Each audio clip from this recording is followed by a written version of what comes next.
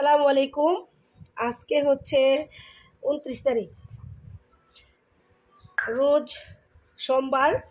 তো আমার শ্বশুরবাড়ি থেকে একটা কাঁঠাল এনেছিল, আমাকে তরকারি রান্না করে খেতে বলছে, যে কাঁচা কাঁঠাল।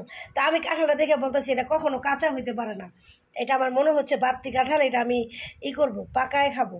তো 4 দিন আগে আনছিল, দেখতে পাচ্ছেন আলহামদুলিল্লাহ এত সুন্দর বের হয়েছে, এত সুন্দর বের হয়েছে, মানে ভাষা প্রকাশ করার মতো না। যে বছরের প্রথম ফল শ্বশুরবাড়ি গাছের যে কাঁঠাল এত মানে ভালো বের হবে আমি বুঝতেই পারিনি।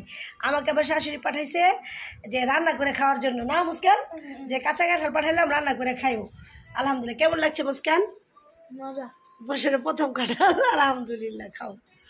আলহামদুলিল্লাহ আলহামদুলিল্লাহ, অনেক সুন্দর বেড়ে গেছে আলহামদুলিল্লাহ। কোষগুলা দেখতে পাচ্ছেন কত সুন্দর, মাশাআল্লাহ আলহামদুলিল্লাহ। এবছর আম ও কাঁচা আমগুলো খেয়েছি, অনেক ভালো আলহামদুলিল্লাহ। ওয়াও, মনে তো যেমন গরমে ঠান্ডা যে গরম, গরমে তো শেষ হয়ে যাবো এই কারণ খেয়ে।